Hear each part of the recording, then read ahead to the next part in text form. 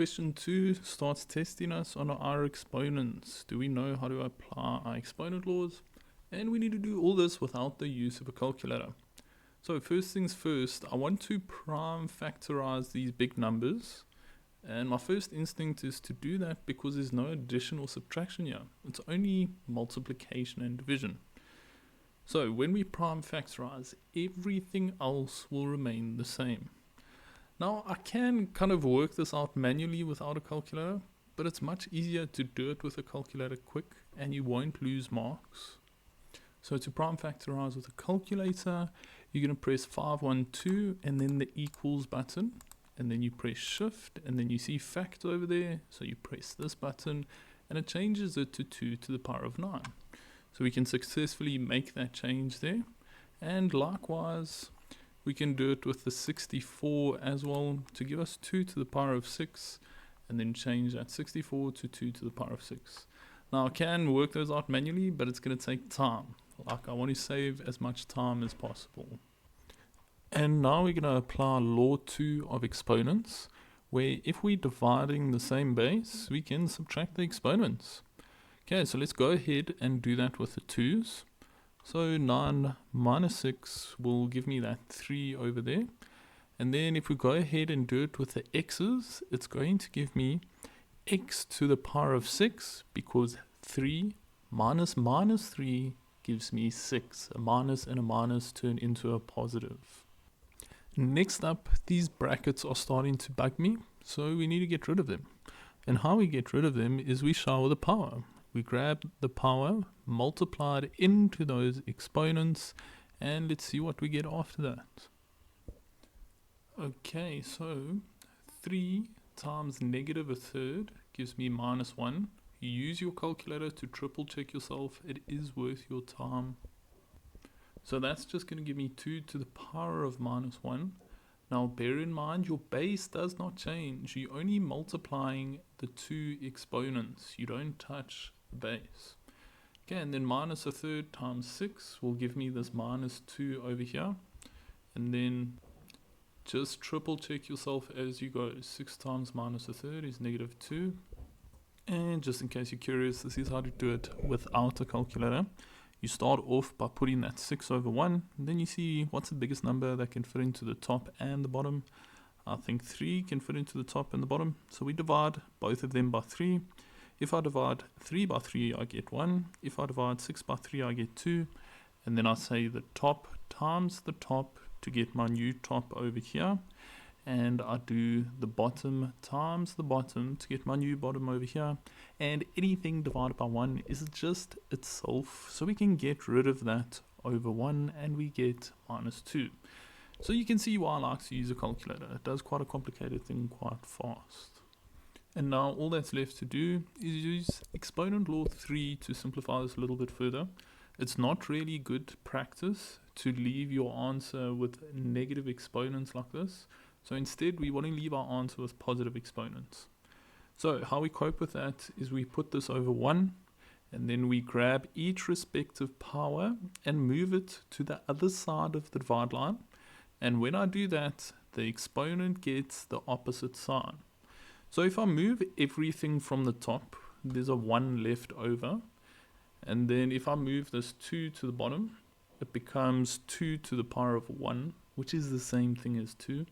And then if I move this x to the bottom, it becomes x to the power of 2. And you can see how it went from negative 2 to positive 2. And there's our final answer.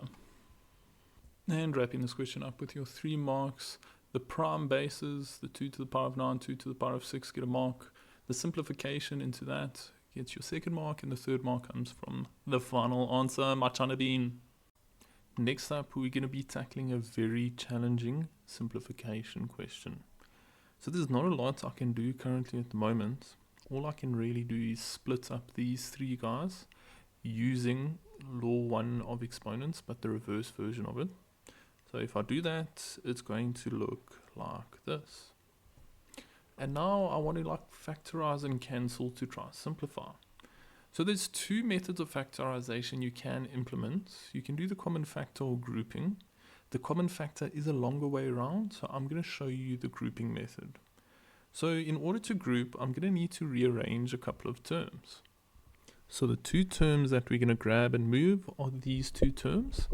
And if you're wondering why it's those two terms, I'm going to show you in a later step why I moved those ones. It's a bit hard to see at the moment.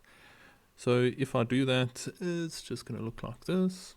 And now from the first two terms, I'm going to remove a HCF of x to the power of n. And I'm going to do the same thing with the last two terms. I'm going to remove a highest common factor of x to the power of n. And once that's done, I've got an x squared left over there. I took the whole thing out here as a common factor, so I've got a 1 left over. Took x to the power of n out, so I've only got an x left over there. Took this out, so I've got an x to the minus 1 left over there. Now you can see this bracket looks like the bottom, and that's why I moved this one next to that one, so that I get x squared minus 1 inside this bracket, hopefully group it later and cancel it with the bottom. For now, we're going to have to redirect our focus on this bracket here. We need to sort out this bracket here. And to start off that process, we're going to change this x to the negative 1 to 1 over x using our negative exponent law 3. Now, inside this bracket, I'm going to work on getting an LCD. And to start that process, I change this x to an x over 1. And it looks like the LCD is x. So this fraction over here, I need to multiply the top and bottom by x to get that LCD. So at the top, x times x is just x squared, and 1 times x is just x at the bottom. And we can now finally morph them into one fraction, and it changes into x squared minus 1 over x. And we are finally starting to get somewhere. I just want to put in the last step so you can kind of see the logical steps here. And now we are making progress. Our brackets are almost looking the same. You see how we've got x squared minus 1 here, x squared minus 1 at the top there. So we need to do something about this x at the bottom, and I'm going to show you. It's quite complicated. So you firstly move that x out into the common factor over there. And then over here, we're going to use an exponent law. I am dividing the like bases. So I'm going to subtract the exponents. And after I subtract the exponents, it turns into x to the power of n minus 1. Now our brackets are the same. We can remove it as a common factor. So the HCF is that bracket, as previously mentioned. So we write it first, and we open up a new bracket. Now what's left over from the first term is this x to the power of n. So that goes in first. And then I have a plus, and I took this bracket out, so I have an x to the power of n minus 1 left over. And the bottom does not change at all. It's still over x squared minus 1. And lastly, these two brackets cancel, and I'm just left with the content of this bracket. And we are done.